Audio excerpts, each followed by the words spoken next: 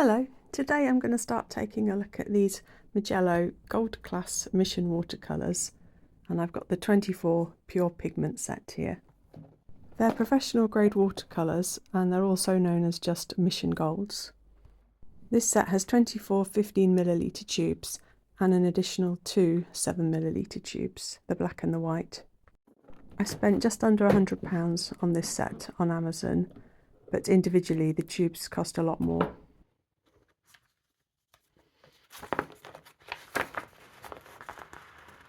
There are 126 Mission Gold colours and 48 of those are pure pigment ones.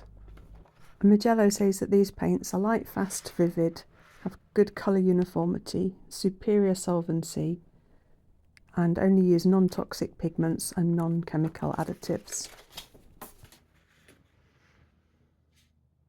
I really like the packaging actually. The box is lovely and the tubes themselves are nice and everything's clearly marked. You've got pigment information, light, fast, staining and opacity.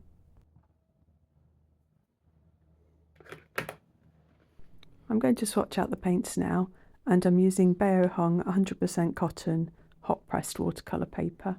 I'm recording the voiceover after I did the swatching, and of all the tubes only 2 of them had a bit of binder come out, which I was pretty impressed with.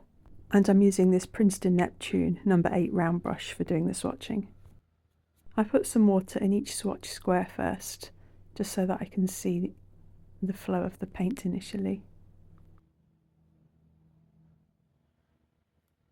So I bought this single pigment set with the purpose of mixing some of my own watercolours up. I've got quite a lot of watercolour tubes, but many of them aren't single pigments.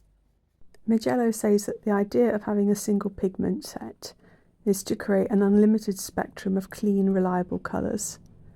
So partly I wanted to make mixes with as fewer pigments in as possible, so that I'm less likely to make muddy mixtures. But also I was just curious about this set and wanted to try it out. With regards to light fastness, Mijello says that the pigments in this range are selected firstly for light fast properties, and then independently tested twice after the mixtures have been prepared. In this set of 24 plus 2 extras, one of them are 3-star light fastness, which is good, 4 are 4-star, which is very good, and 21 of them are 5-star, which is excellent.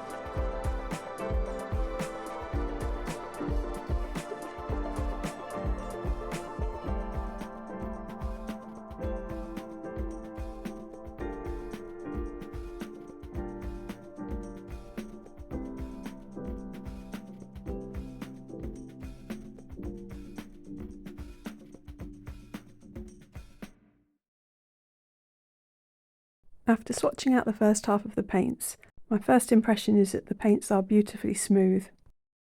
I'd heard that mission gold paints have a low flow or slow dispersion rate, and that definitely seemed to be the case.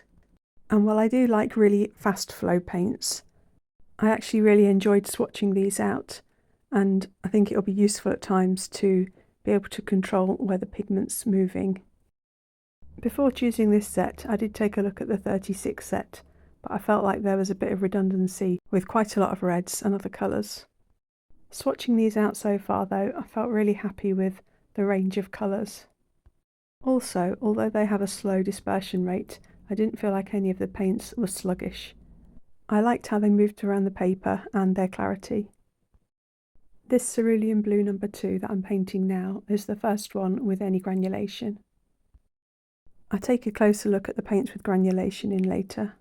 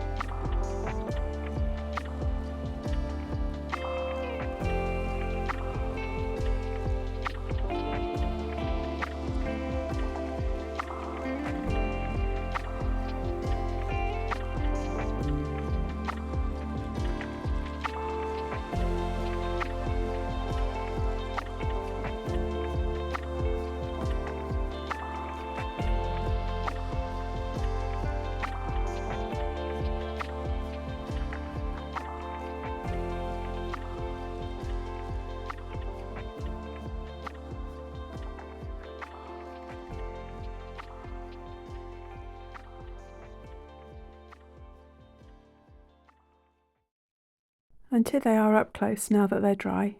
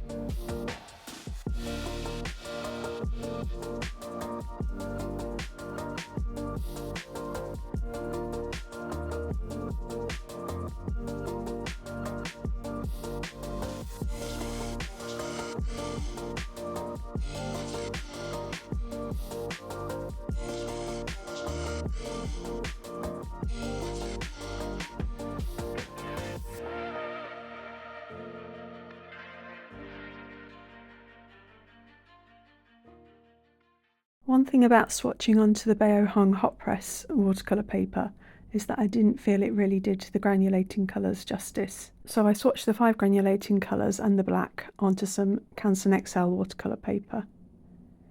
Here's the Bayo Hung and here's the XL, and I think it shows the granulation a little bit better. Cobalt blue number 2, then the cobalt green deep, which is my favourite colour from the whole set. Here's the ivory black, as I hadn't swatched out the black or white. The Van Dyke brown has very gentle granulation. And finally cobalt turquoise hue.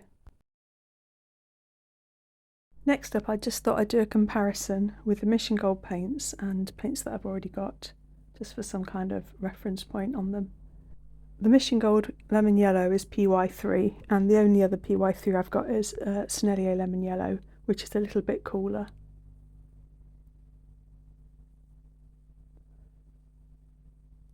Then for the Permanent Yellow Light, PY154. I don't have another PY154. The most similar is probably PY153, the Sennelier Yellow Light. Then for the Permanent Yellow Deep, which is PY65, the closest that I've got, I think, is Jackson's Indian Yellow, which is PY153.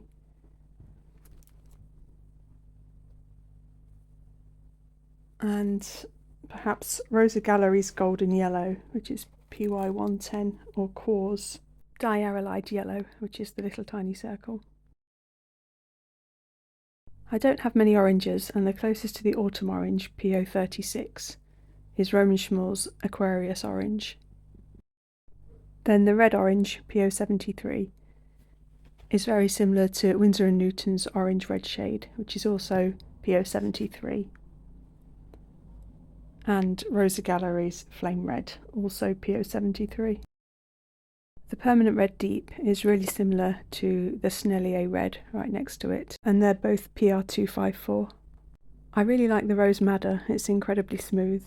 It's PR176, and the closest I have is this Core Permanent Alizarin Crimson, which is PR177, but it's fairly different. And for the Quinacridone Permanent Rose, PV19, I've got Daniel Smith's Quinacridone Rose, but that's actually a little bit cooler. For the Quinacridone Permanent Magenta, PR122, it's reasonably similar to Rosa Gallery's Magenta Rose, PR122. And then I absolutely love the Quinacridone Violet, PV19. It's very similar to Rosa Gallery's Quinacridone Lilac, which is directly underneath it.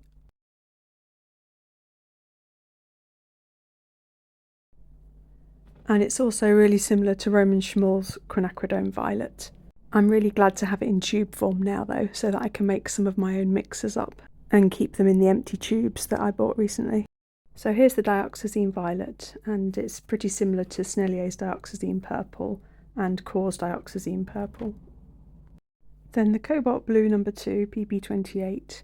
I've just got the Winsor & Newton Cobalt Blue in pan form to compare it to, and they look pretty similar. Then next up is the Mission Gold Cerulean Blue, PB153. I'm not sure why it's called that, because really it's just a phthalo blue green shade.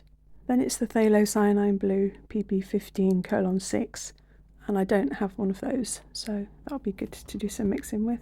Now for the Ultramarine Light, PB29. I have got a few other PB29s. I really like Daniel Smith's and Schminker's French Ultramarines. And I think that the Mission Gold one is most similar to A. Gallo's Ultramarine. They don't granulate as heavily as some of the others. The Cobalt Turquoise hue is a lovely bright one, and it's quite similar to the Roman Schmall Cobalt Sea Blue above it. They're both PB28. Now the Viridian, I'm not sure why it's called that really, because it's just a standard phthalo green blue shade, PG7. And the Bamboo Green, PG36, that's phthalo green yellow shade. The next colour, Cobalt Green Deep, is my absolute favourite from the set. It's PB36, and of the paints I've already got, it's most similar to Daniel Smith's Sleeping Beauty Turquoise Genuine. I had a look at my Daniel Smith stock chart, and the Cobalt Green Deep lies somewhere in between the Sleeping Beauty and Daniel Smith's Cobalt Turquoise. The Green Gold is a bit confusing because I know Green Gold normally as being PY129, but this is PY150, like my Roman Schmall Nicoloso Yellow and Rosa Gallery's Aureoline. For yellow ochres, I've only got Rosa Gallery's Yellow Ochre, which is PY43 and PY42, and it's quite different from the Mission Gold Yellow Ochre. So for burnt siennas, I've got the Sennelier Burnt Sienna, which is PBR7, and Winsor & Newton's Burnt Sienna, which is PR101. And the Mission Gold one is quite a bit darker, and it's PR102. I only recently came across the pigment PBR25 in the form of Rosa Gallery's Royal Brown, and I really liked it. So I'm glad that I've got Mission Gold's Red Brown, which is PBR25, in tube form. And then finally the Van Dyke Brown. I've only got Roman Schmall's Van Dyke Brown next to it here on the top row, and they're not similar at all. It's most similar to Sennelier's Warm Sepia, which is just underneath it, which is PBK7 and PBR7. So I'm not entirely sure how useful all that will have been, but I've just really enjoyed playing with the paints and taking a look through all my pigments. I just love looking at colour. I'm pleased with the Mission Gold set. I love the smoothness of the paints, and I'm looking forward to having a play with mixing them, coming up with some of my own colours. I think with this set you get a good range of standard pigments, which are good quality, and you get a lot of paint for your money. Thanks ever so much for watching, and as always, thank you for your comments, and I love being able to interact with you and talk about arty things. Bye!